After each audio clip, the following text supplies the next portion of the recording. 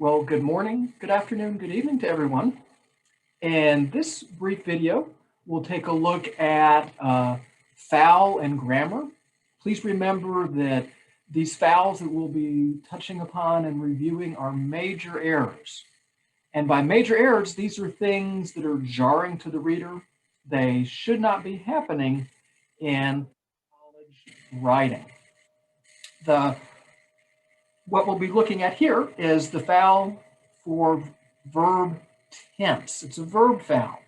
What happens with a shift in verb tense is you'll start off writing in one tense, say for example, the present tense, and then shift to the past.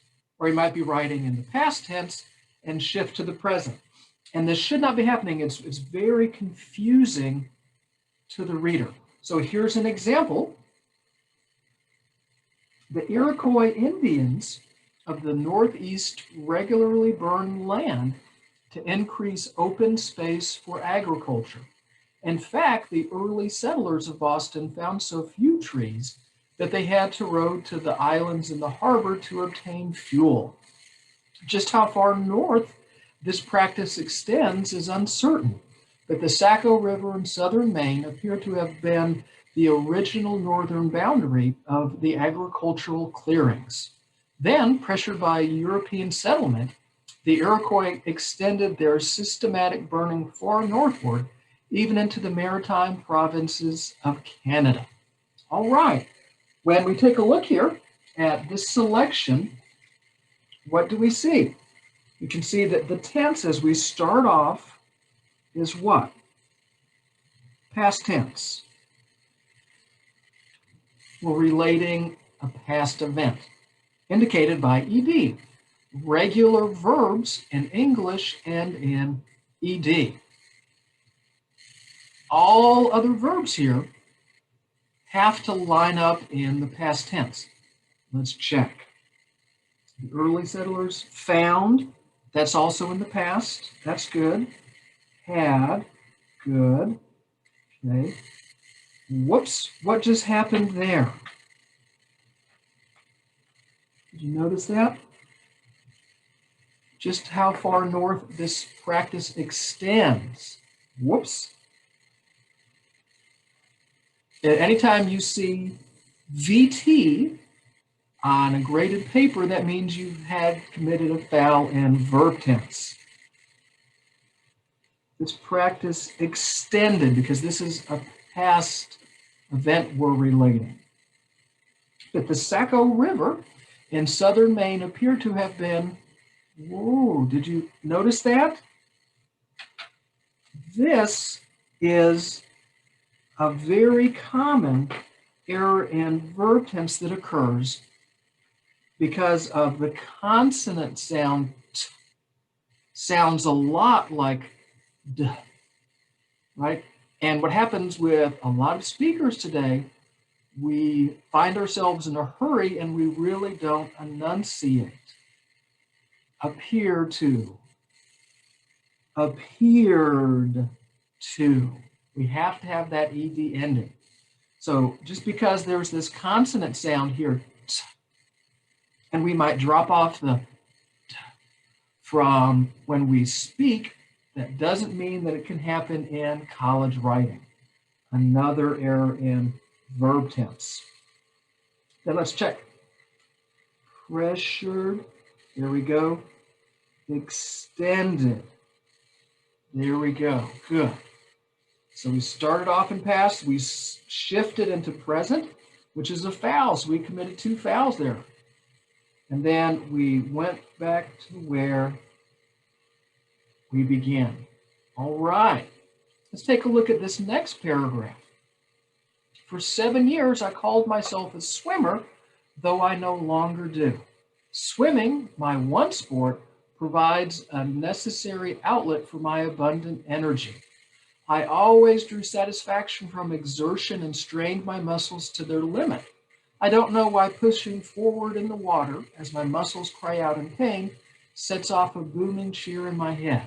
Many times when I round the turn for the last lap of the race, my complaining muscles want to downshift. My mind, however, press the pedal to the floor and yells faster. The moment that I touched the wall, my muscles relax. The pain subsided. Okay, what I want you to do is to pause the video, go through and mark this paragraph for errors in verb tense, and then press play. You didn't press pause. Press pause. What do we see here at the beginning? For 7 years, I called myself a swimmer, though I no longer do. What does that mean? That the narrator here, the person writing this passage, in his or her past was a swimmer, but in the present they no longer do. So what does that mean that our tense is? Past tense, right? I called myself a swimmer, though I no longer do. So we have to make sure we go through and we're consistent in tense without making any shifts. Swimming, my one sport, provides, whoops, right? The author no longer swims. Provided a necessary outlet for my abundant energy. I always drew, that's past tense, that's okay.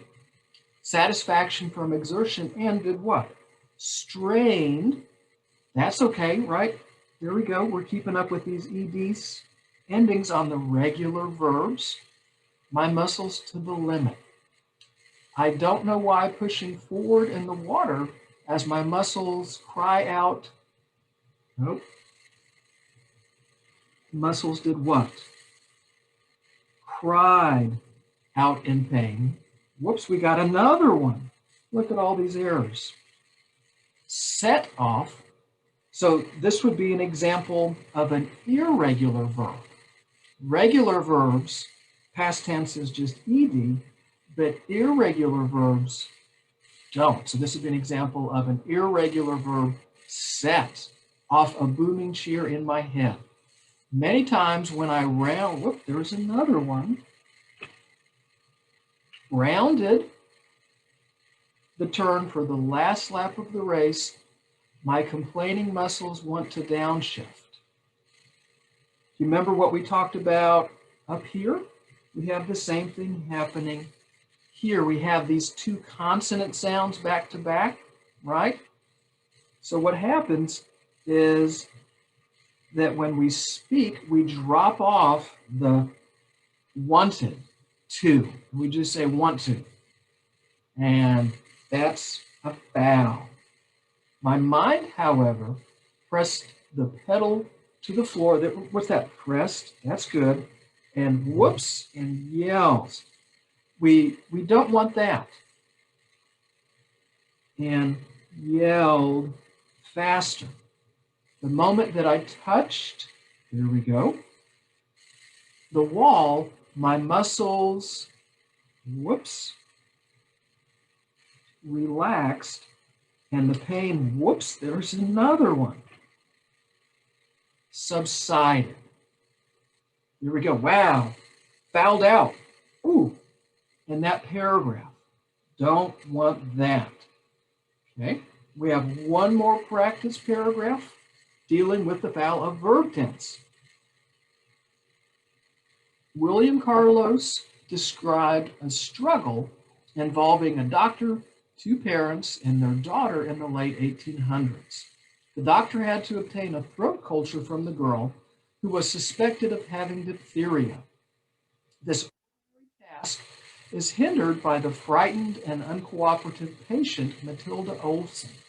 Adding to the doctor's difficulties are the parents, who struggle with their own conflicting emotions.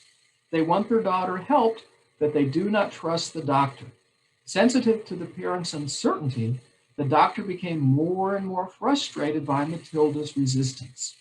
The doctor gave considerable attention to his young patient, and she survived diphtheria. Pause, and then we'll come back. All right, what do we see? William Carlos described a struggle involving doctor, two parents, and their young daughter in the late 1800s. Okay, clearly what do we have? Past tense. So can we shift to the present? No, we have to keep the past.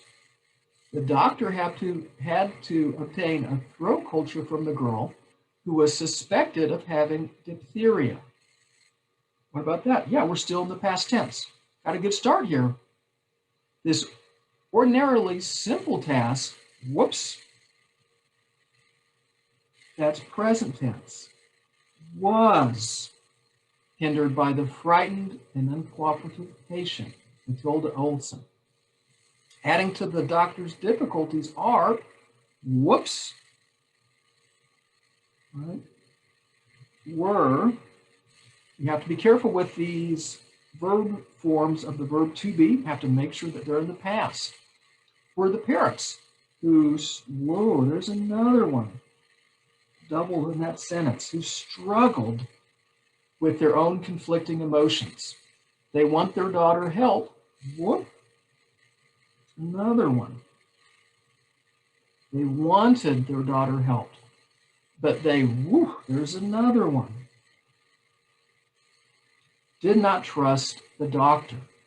Sensitive to the parents' uncertainty, the doctor became, there we go, more and more frustrated, there we go, by Matilda's resistance. The doctor gave, good, considerable attention to his young parent, and she did what? Survived. So we had a good start and a good finish, but there in the middle, ooh, we fouled out of the game. Again, please be careful with verb tense errors. You cannot shift your tense. If you start in the present, you have to keep the present. If you start in the past, you have to keep the past. You can't jump back and forth. Verb tense errors are a foul. Again, it's a major error. It's jarring to the reader. Should not happen, and it's abbreviated by the editing symbol VT.